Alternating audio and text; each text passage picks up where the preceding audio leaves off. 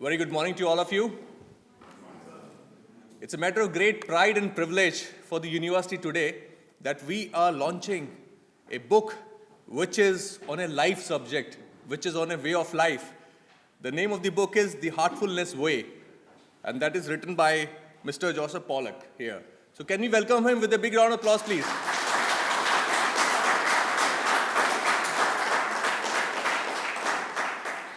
One thing I can assure you today, while having a cup of coffee with the guests today in the morning, what we realize that this book is certainly going to create a heart-to-heart bond between the students and the faculties once the session is going to get over, and among the peer group too. So in that regards, once again, I would like to welcome Sir and the entire team. They have come along out here. They have taken this pain early morning to come up here and to discuss about the journey that he has gone through while writing this book. So let's again, please welcome them with a big round of applause. I would like to request Dr. Pankaj Gupta to kindly say a few words of motivation and encouragement before the session is going to begin of Mr. Pollock. Thank you, sir. Please. Are you sorry? I'm so sorry.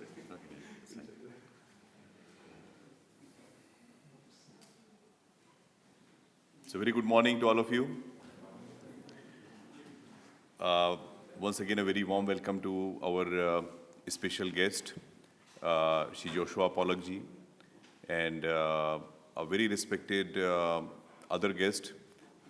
We have Satya Mandal ji, Ranbir ji, Anita ji, Ashok ji, Mohit ji, and many other dignitaries who are present here today. And my special friend Pat from Cambridge is also here, and my students and my colleagues here. So a very warm welcome to all of you. You know, some of you are my students who are going through the paper on self-awareness. Some are taking this course on management of self. But all of you know that the whole journey starts with your belief that who you are. And with those belief system, many of the things and many of the answers you're getting on your own. That what to be done next, if there is certain situation happening in your life, then how you can respond, not in a normal way, but in a very, very different way, which no one else will think about those things. So it all depends that, are you really connected only to your mind or to your heart?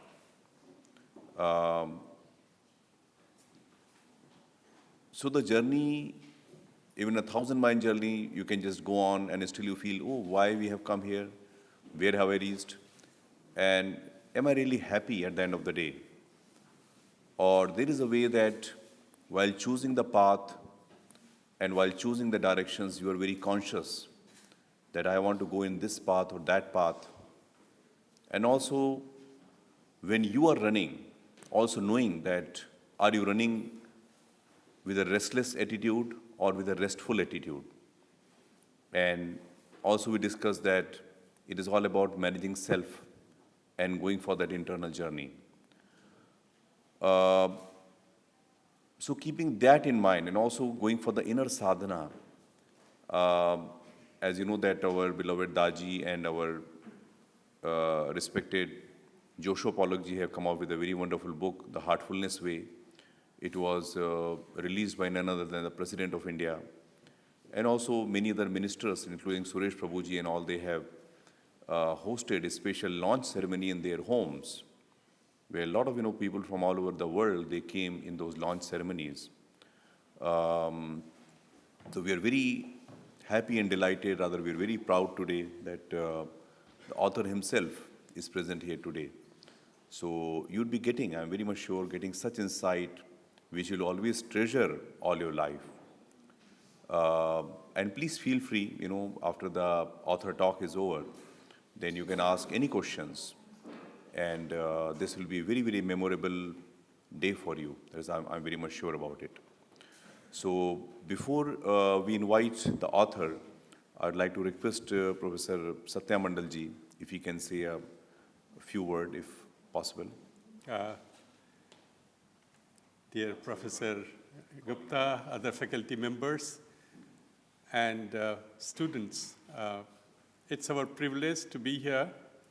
In fact, it was just about a week back that we received a program for Joshua, and there was a small window available to us, and that gave us the opportunity to bring Joshua here to share his thoughts with you. And today, in fact, it's his day. All of us have to be invisible.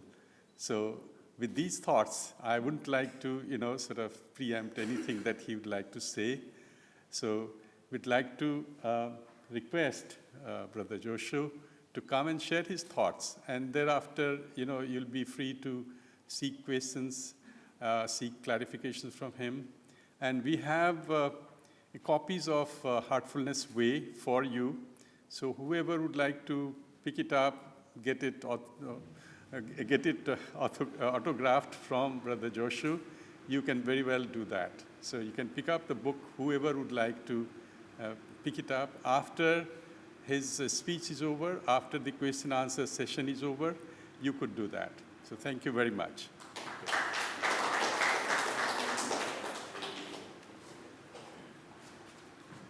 Let's give a big round of applause. Good morning. Hello, everyone.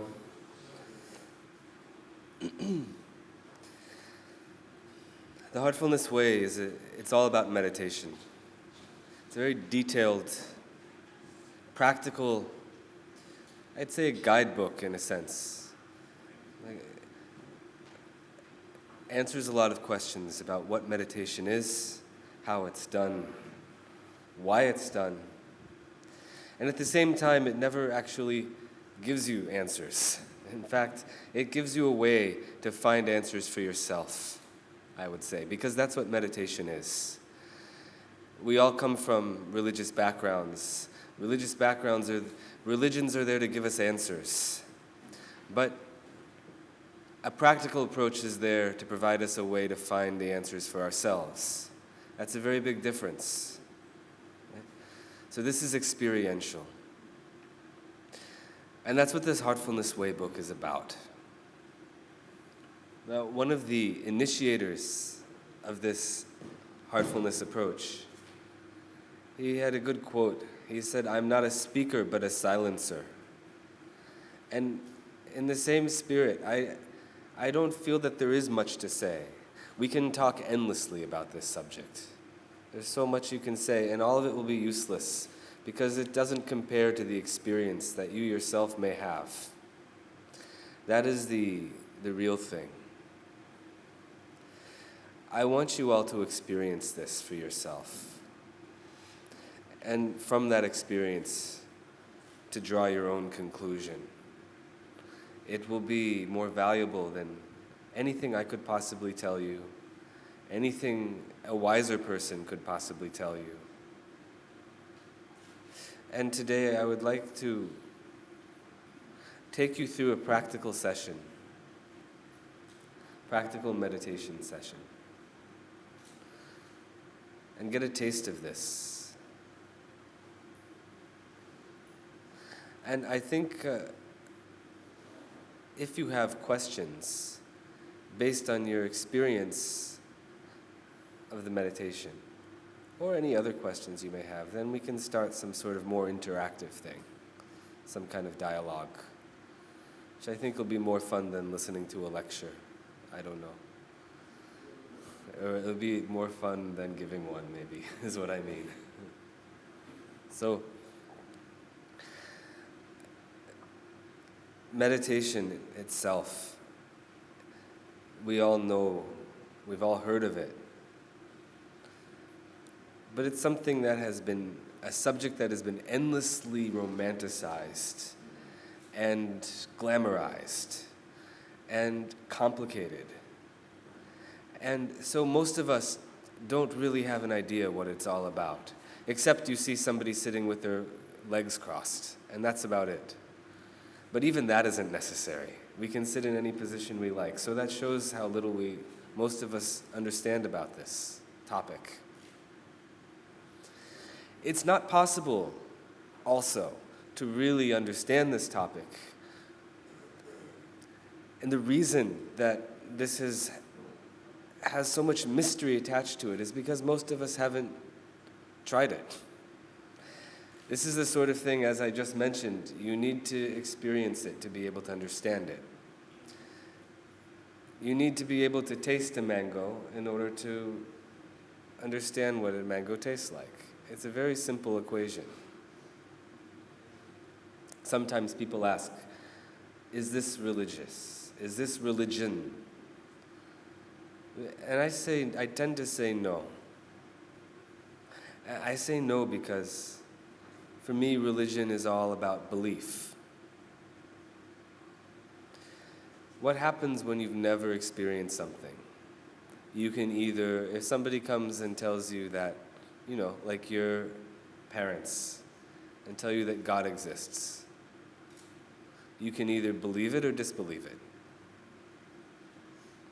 Okay? Because you've never experienced it. Now, on the other hand, would you ever say that you believe in the sun or the moon or the stars? I don't think so. And why not?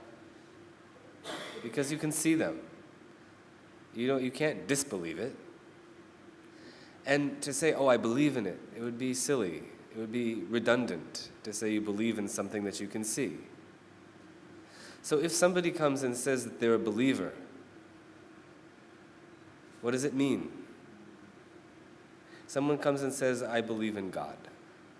It only means they've never experienced it. So in that case, it would be better not to believe. It would be a more honest approach.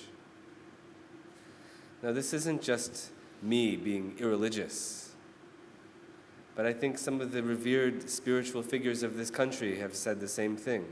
Swami Vivekananda said the same thing. Better to be an atheist than a believer. But more importantly, it would be better to be someone who experiences the truth than to be an atheist. So you can go like this. And it's a very logical progression, I think. But what ends up happening? Then why do people ever believe? A lot of times it's out of fear. Some kind of societal conditioning, perhaps. Where you say, my family told me this, it's my tradition, it's my community's tradition. There's something wrong with me if I don't accept it. And so because you have a doubt, now you become worried. You get anxious. And so you say, I better repress this doubt. You just sweep it under the carpet. And you whitewash that doubt with intense belief. So you don't have to face it. So belief comes as a result of this doubt also. So then the way out, there are two ways out. First way is just to be honest and have a curiosity, a spirit of inquiry, and say, let me examine this. Let me face it head on. A better way is to experience it. But is that always possible? How are you going to experience it? We need some sort of controlled experiment. Most of us would say, okay, fine. I agree. Let me experience it. But how should I go about it? So I would say meditation. I would say that heartfulness meditation itself is an experiment by which you can test some of these beliefs that have been passed on to you. And having tested them, form your own conclusion based on your experience. So this is a way to face these things and to get at the truth of the matter. Of course, meditation, it's not only for this. People have very different reasons for meditating. I could do an experiment If all of you are interested in meditating, I could ask you, why? I'm sure I would get many answers. Some people want peace of mind. Some people want to focus better. Some people want to sleep better. Some people say, I want to realize God. Some people say lots of things. They have so many different aims. Question is, can this one act help us with all of these? Will some people be disappointed? Or can meditation help fulfill all of these aims? Again, this is for you to see. But I would say that as long as your goal is in some way aspirational, then yes, it can help you. If your goal is to make a lot of money, or if your goal is to solve your health problems, to solve family problems, if you're ambitious, meditation won't help you fulfill those things. But if your goal is to change yourself, to make yourself better, then yes, at every level it will help. No matter why you begin, if you begin just to have a little calmness in your life, just to relax a little bit, you'll be satisfied. But it would be a shame if you were to be satisfied by that, because then you wouldn't go further and see what else it can do. Many people start that way, and very quickly their wishes are fulfilled, and they say, aha, I've gotten what I wanted, and they go. They've got it in their hand now. But they've really missed out so much. So if they were to continue, what would come next? And what would come after that? And I think that this is a journey, ultimately, with no end.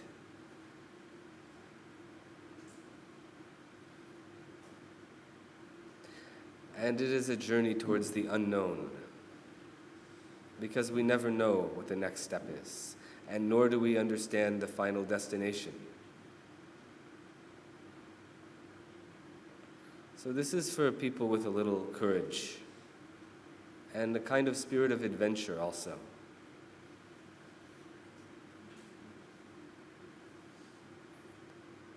Now let me explain to you how we meditate, and then we'll just move straight into that. Here, we adopt an idea. See, meditation is when the mind is settled, is when the mind is absorbed in one thought, or even one experience. You can say that you're in meditation, and if you define meditation very broadly, you could say that you're even in meditation when you're watching a film, when you're listening to music, because in that moment, your mind is gripped by what's happening on the screen. Or if you're reading a book, your mind is totally absorbed in that moment. It's a very natural state. It's a state that we enjoy being in. So in a sense, in a very broad sense, that's a meditative state. But most of the time, we end up like a pendulum, swinging between that state and a state of restlessness. Because the moment that the book ends, the moment that the film ends, the moment that that pleasant experience ends, all of a sudden we get thrown back into restlessness, thrown back into confusion, seeking the next enjoyment, seeking the next episode of contentment, where we can settle into that meditative state again. And we find it, and we do. And then again, it also comes to an end, and we become restless again. So life is like this, swinging back and forth, oscillating between happiness and misery, contentment and restlessness, like that. See, because what we really crave is some permanence in this meditation. permanence in this meditative state where the mind is absorbed and gripped by something. And we can never find that permanence in the mundane world. We can never quite get into something fully and enjoy something fully. And we can never quite remain there for as long as we feel that we would like to.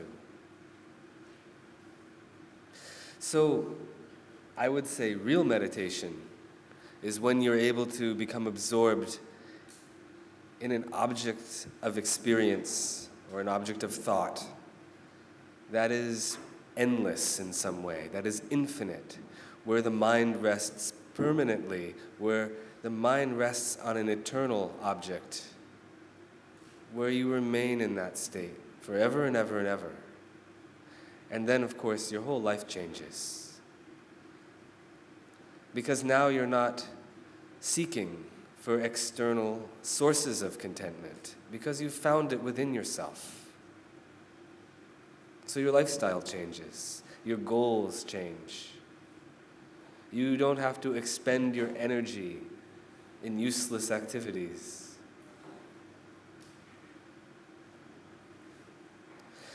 So this means, in order for somebody to enter into that meditative state of mind, something has to attract you there. Because I gave different examples. I said for one person, maybe a film attracts them. For somebody else, maybe a book. For somebody else, something, who knows what. Think of whatever your favorite thing is. So you have to be attracted. Otherwise, if you force yourself to concentrate on something, it's going to be difficult. Too much effort is there. It's not going to work. So something has to attract your attention and for your mind to settle in a natural way.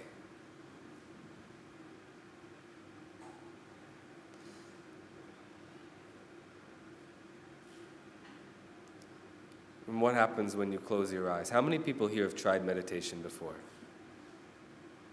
A lot of you. How many people have tried this heartfulness meditation before?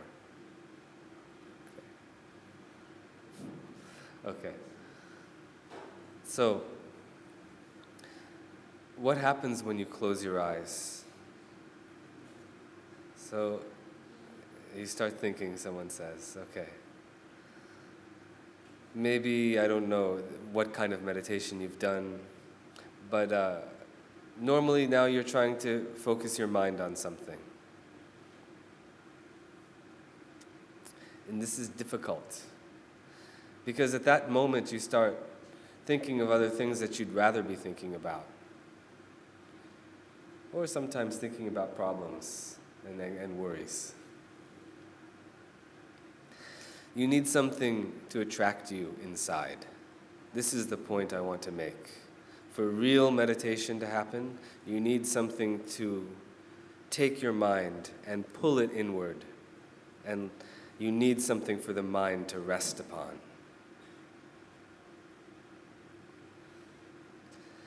And that is the role of something we call yogic transmission, which is unique to this method.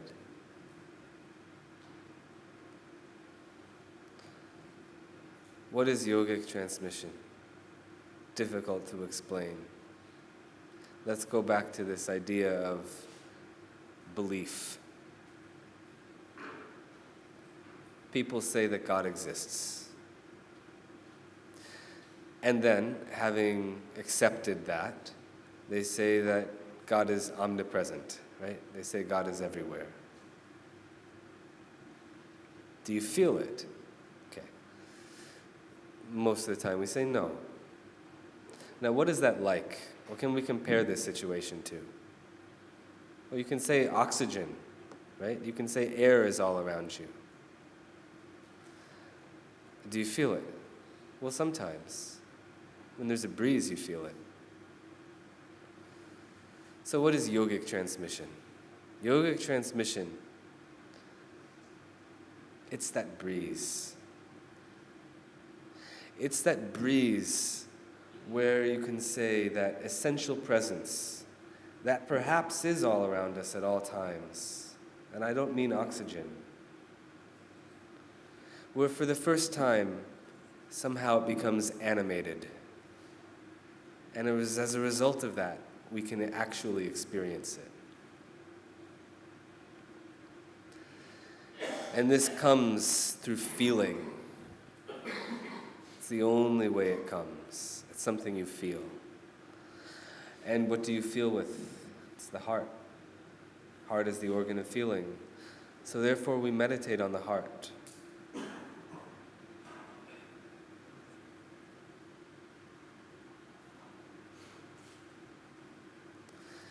I'd say it's not necessary to take notes doing this.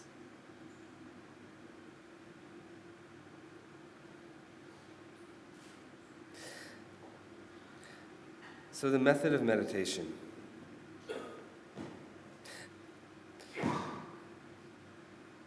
You know, when we sit with a trainer, we have trainers in our approach to meditation.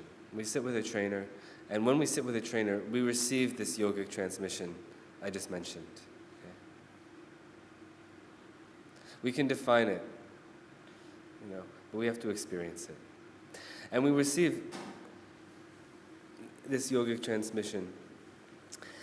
And the way that we meditate is that we simply close our eyes. And very gently we presume that divine light is present in the heart. And I'm telling you this because we're going to do it now. So I'm giving you instructions. So this is the only important thing that I've said so far. Okay? You presume that divine light is present in the heart.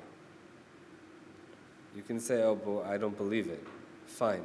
Take it as a hypothesis, not as a belief. Hypothesis is something that has to be validated. And meditation is the experiment by which we validate that. So presume that it's there. Do you try to see it? No. Why? It can't be seen. This is something you can't see. You could imagine it. It's only your imagination. Don't try to visualize it. Something you feel. And this feeling cannot be manufactured. You have to wait. So meditation is therefore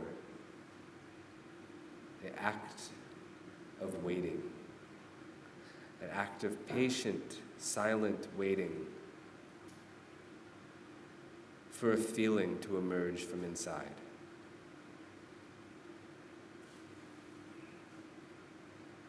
And that's all we do. It's too simple.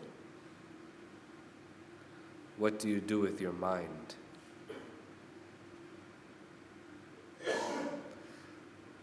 It's a popular notion that meditation is an act in which you should become thoughtless. We should forget these popular notions. They've done enough damage. Eyes are there to see, mind is there to think. What's so horrible about that? So thoughts, they will come, and let them come. You needn't entertain them endlessly. That's something else. You don't have to entertain these thoughts, but don't fight them. Don't think that they should not be there. Let them be there. But your business is elsewhere. Your business is this patient waiting to see what you feel. And this is all that it is. So shall we try it? I'm glad that so many of you have meditated before, because now you have a basis for comparison.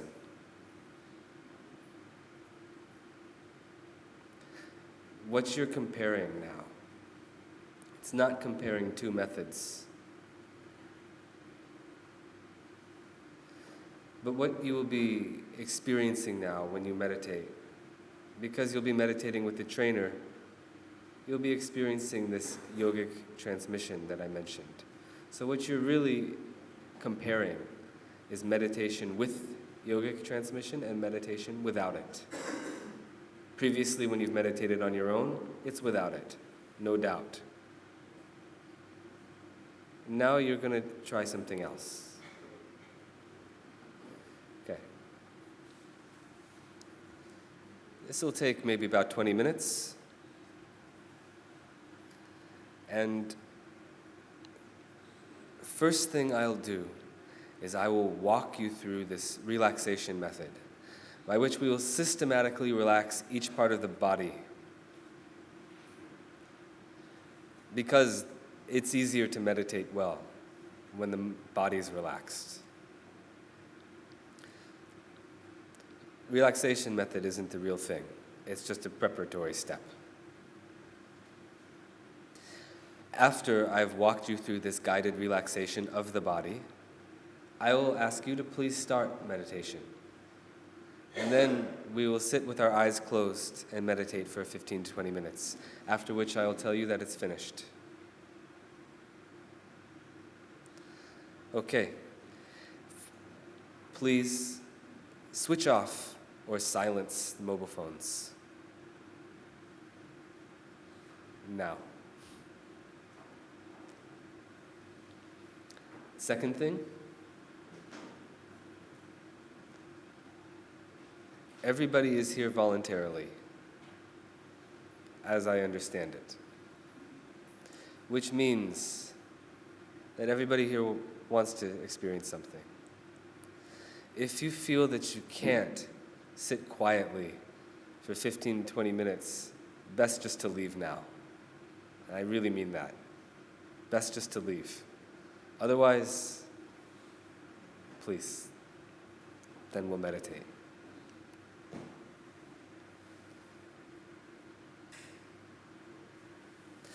First step, make sure you're comfortable. Everyone, not like that. Okay. And now, close your eyes. Close your eyes very softly, very gently.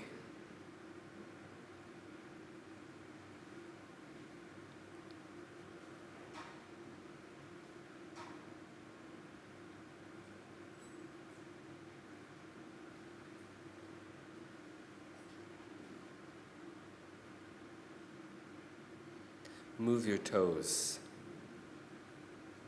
and feel them relax.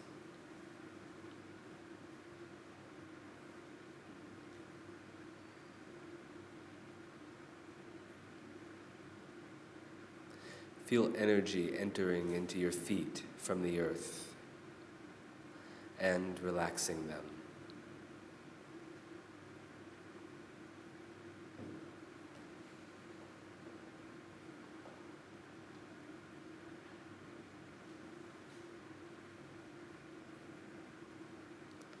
Your ankles are relaxing.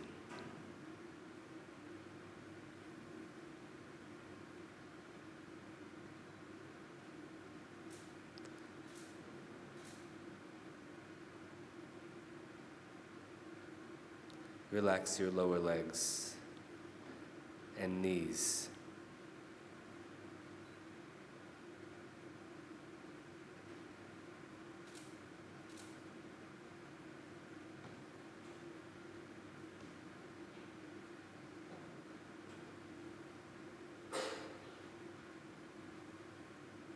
Relax your upper legs, thighs, hips.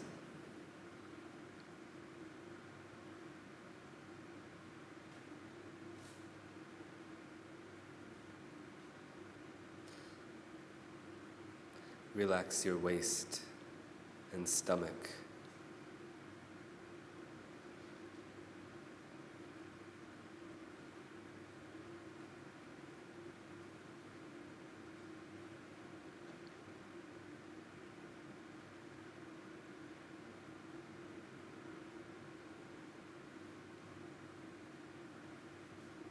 Relax your chest, all the muscles in your back.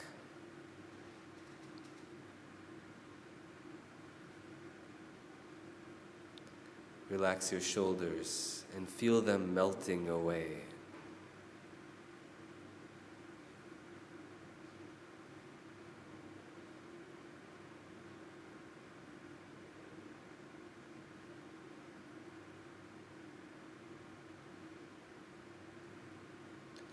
Upper arms are relaxing, biceps, triceps, elbows. Relax all the muscles in your forearms, your wrists, hands, fingers, and fingertips are relaxed. Now relax your neck.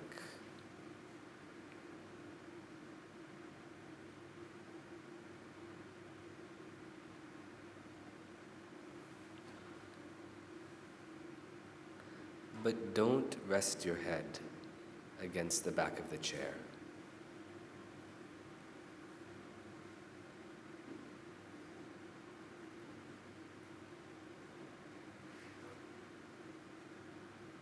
Relax your jaw.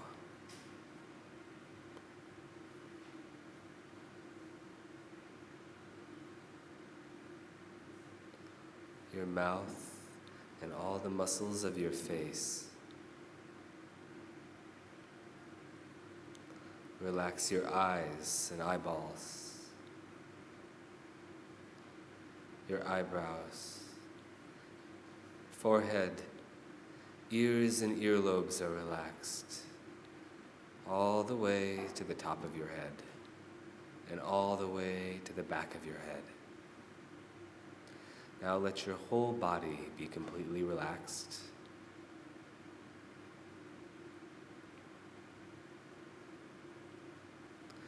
If there is any part of the body which needs further relaxation, then relax that muscle or organ so that the entire body may be totally relaxed. And gently center yourself in the heart. Bring your attention to the heart, where divine light is present, which will draw you further inside yourself. And allow yourself to become absorbed within yourself. And please start meditation.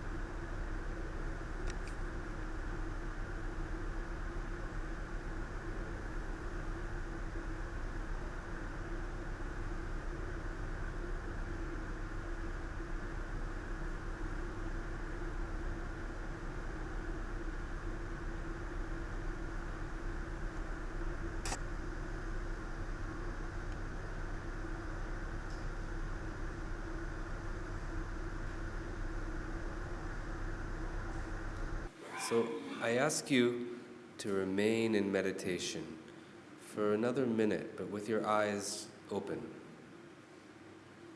So don't finish this meditation just yet. Just sit there, but open your eyes slightly.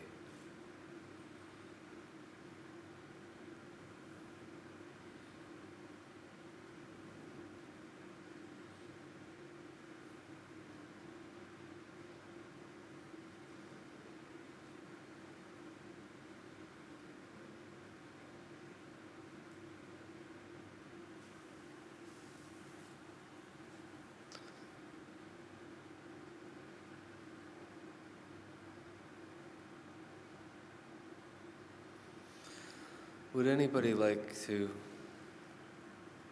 ask any question?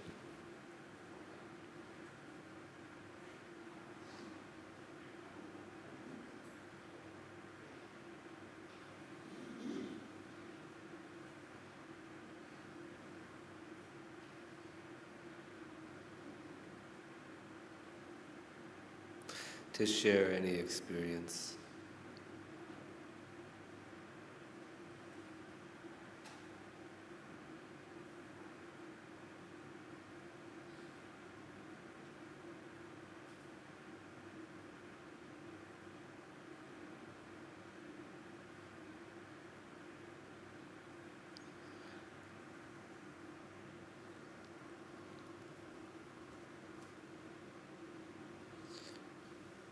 I encourage you to keep observing yourselves, how you feel, and how you feel later also.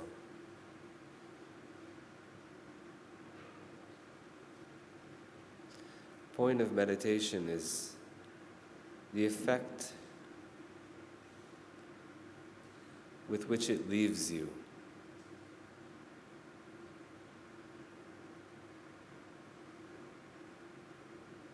Much more important than your experience during the act of meditation. What does it do to you afterwards? So notice this.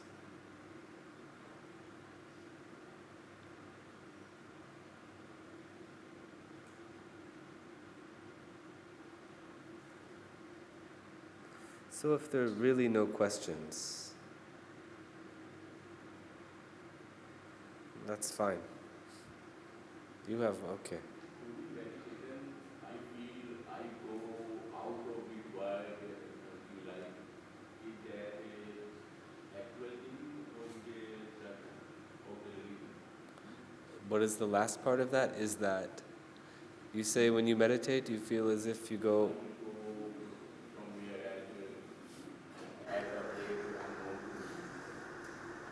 Yes. It's a good experience, right? Let it remain that.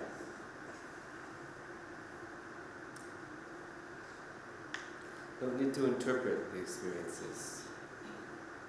But it's good to keep a diary, keep a journal, write the experiences in the journal. Later, they'll start making sense to you. You'll understand why.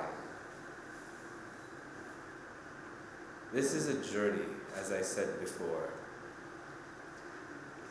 Like a train journey, has many stations that you pass along the way. This journey also has many stations. Each station has its own characteristic, its own quality.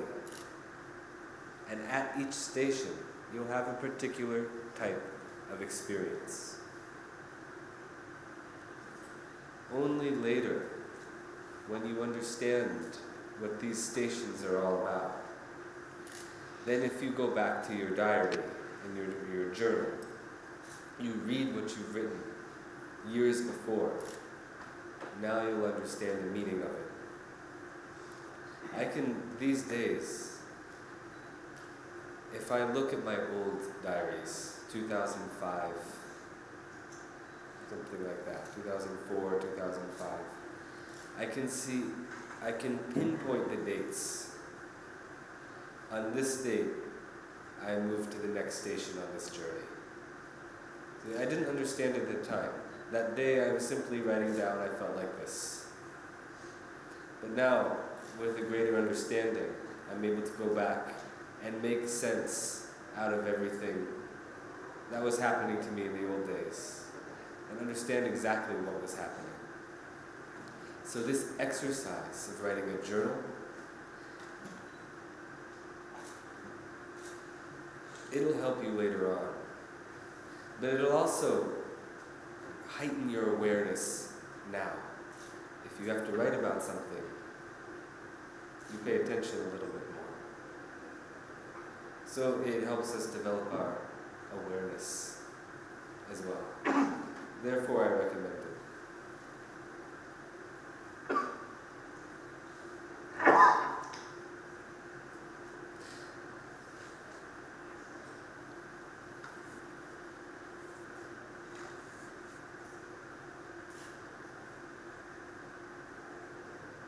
Yes. What is the difference between prayer and meditation? Like when we say that we are praying, is that something which is very natural form of meditation, and is meditation what we are doing? What we are doing is something which is very kind of forced, like we are. Okay. So, what is the difference between meditation and prayer? In prayer, in the act of prayer, there is a person who is offering the prayer, and then there's the one to whom you are praying. Right? There are two.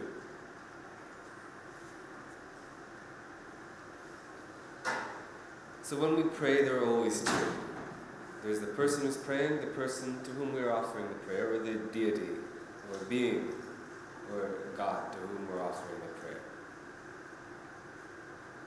Now, look at yoga.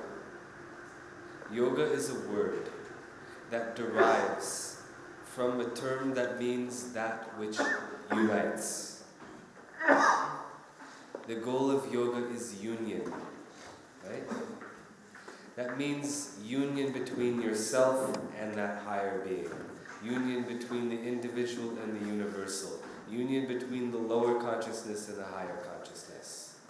So you have those two things, they're supposed to become one thing. Or you can forget this word yoga. Look at the word religion. That also has a root word, which means to reconnect. Again, it speaks of the same situation. A situation in which you're separate from that being with whom you're trying to connect. Having achieved that sense of union, would you ever need to pray? Is a question. And we have to approach this in a way that does not highlight that separation, but erases it and dissolves it. So, prayer is good, but it should lead to a state of meditative togetherness with the one to whom you're praying. And that should further lead to a state of oneness, where there's no difference between you, and no awareness of that togetherness either. Because if you're aware of that togetherness, it's artificial. Then you're still thinking about he and I. It's not real togetherness. It's not real union. Unless you lose consciousness and lose awareness and knowledge of the one to whom you're approaching. When that's achieved, when you forget about your God, then you know that you've actually become intimate with that same being.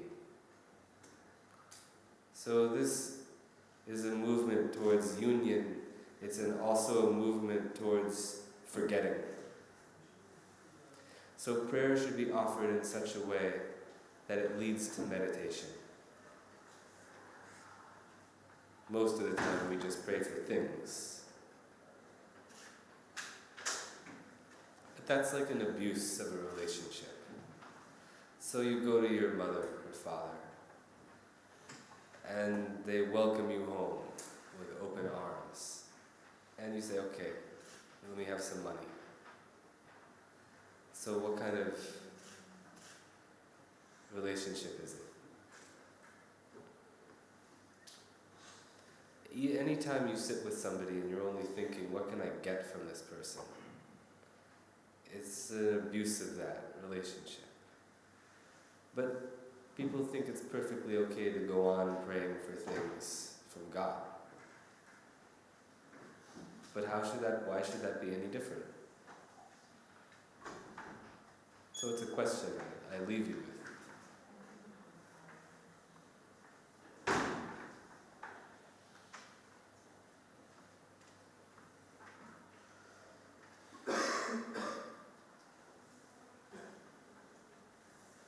Yes. This is one question that both sides of desires, disappears and again it start coming back again and again. And sometimes the meditation side also breaks and all that. So how to take care of this thing?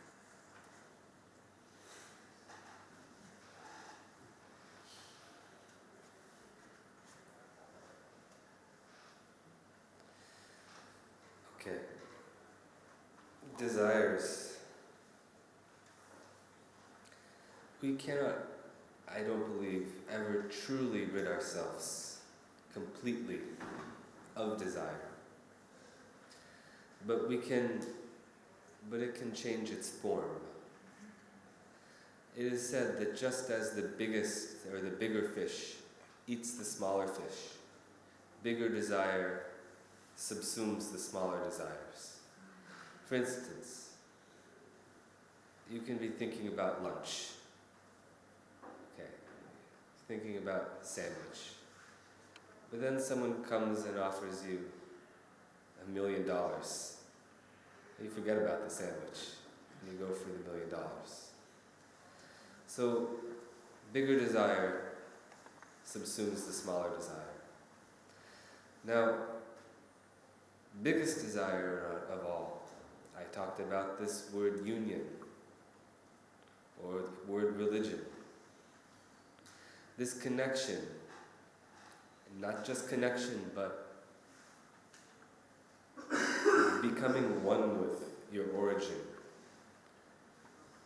This, I would say, is the biggest desire, though it is dormant in so many people. But the more we awaken to that, the less we will be troubled by the smaller ones. And if that becomes the highest, the most prominent thing that is sort of your life's passion, then I don't think anyone will get troubled by all of these other things anymore. It all depends on our level of attachment to the highest thing. But even when that's there, still these things will come up from time to time. But that's okay. They come up and then they leave. Another way to approach it, when we're really feeling trapped by this ever-flowing river of desires, we also have to use our discrimination and our intelligence, because it'll help us, instead of thinking, oh, I shouldn't have this feeling.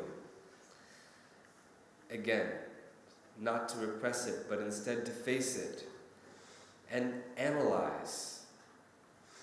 Is this something that I really want? Analyze, is this something that'll really help me? And face it and understand it and conclude something, and with that, you'll gain some strength, some confidence to be able to say, yes or no. I will pursue this or I won't pursue this. But nothing in the middle.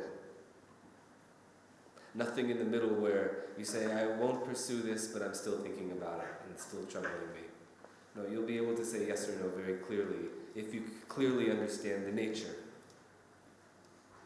of this desire and of the object which you're desiring and the effect that it will have upon you if you fulfill that.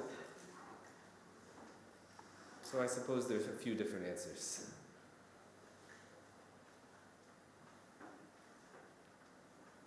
You can say even that this world was born out of a desire. I mean, people who believe in God, they'll say that God created the world. What was the basis? Some desire to create the world.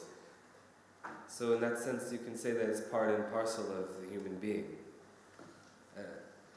The fundamental reality behind the world's existence, if you look at it in that way.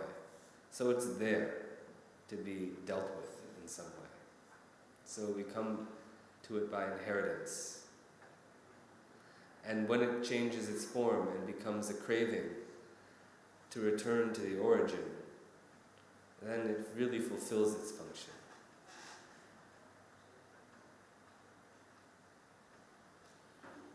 But this is all a little too philosophical. These things you have to realize practically.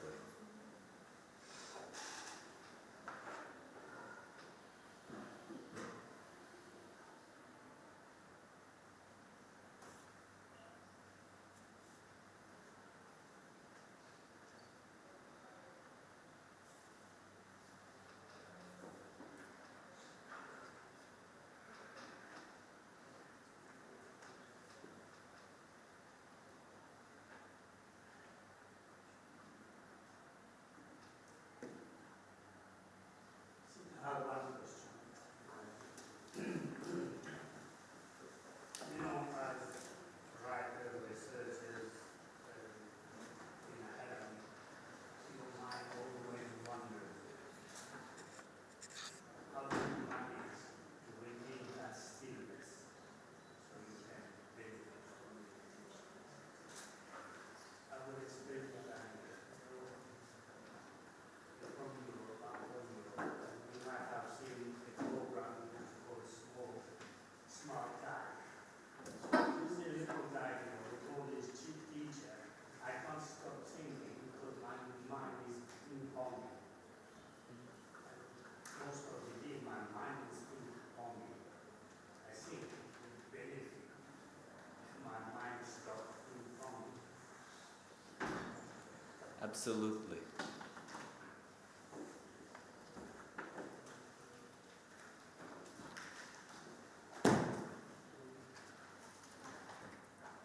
These thoughts that are always within us, that we're always struggling with, they have their seeds within us. These seeds are contained in very specific locations in the human system. And they find their expression in the form of these incessant thoughts that we have. But if you have a method to remove the seeds, then you also, as a consequence of that, remove this incessant motion of the mind. So it's very simple. But we have to remove those thought seeds. Now those thought seeds, from where were they created? This is a more important question also. When a tree grows, from where did the seed come? From another tree. It fell off the previous tree. There's this constant feedback loop that's going on within us, where we have an experience of some kind. And as a result of that experience, we have a reaction to that experience. And we form an impression of that experience within us. It's like a little pocket of data about that experience that we've just had. And it goes into this data bank of the subconscious. And there it sits, becomes a seed. that seed now grows into a replica of our previous reaction. And in the right circumstance, it manifests. And we react in a similar way to the way we reacted the first time. And from that second reaction, we create yet another seed, which then gets planted again. Becomes a cyclic loop, feedback loop. If I can make it clearer, let me try. Now, this example is in the book. You're walking. A snake comes. Snake bites you. You're okay though, you survive. Now, later, you're walking again somewhere else, and now you see a rope coiled up on the side. The moment you see that rope, now you jump. Because in your mind, you're remembering the snake. Before this, you weren't afraid of snakes, but now you've become afraid of snakes. And now you see something that isn't a snake as a snake. Right? So you form an impression. And that impression goes inside, and that impression becomes the cause of future reactions, of future thoughts. Now you don't need to see a rope coiled up on the ground either. These thoughts, these seeds of thoughts, they activate our mind and propel our thoughts when there's nothing related to that thought surrounding us. Doesn't matter what your environment is. You're sitting there calmly trying to work, you're sitting there trying to meditate, but these thoughts from the seeds from the past are still active in you. And they're activating thoughts, they're germinating into thoughts. And they're rushing, rushing, rushing, rushing. This will never stop until we remove the seeds. We remove the seeds, well, in two ways. One way is when we sit with trainers and receive yogic transmission. Other way is when we adopt a method which we call cleaning. This removes those seeds, which we call samskaras. They're often located here, in this place on the chest. And they have other locations as well. So we remove that material, and consequently, the flow of thoughts, it stops. It's a very simple thing. There's no technique to it, that's what I'm saying. This is nothing you have to struggle to learn how to control your mind. No, you simply remove the root cause and then the thing settles down to itself. But the problem is that nobody understands these things. So people go on beating their heads against the wall, trying to solve these problems of the mind, without understanding that they can be solved so easily, if only they had a means to do it. So that's why we've come here, to offer that means. That's why this book is here, to show a practical method to do these things. Otherwise, people keep philosophizing their whole lives and saying, oh, you can handle your mind like this, you can handle your thoughts like this. It's all artificial. It's not going to help. It doesn't go to the root of the problem.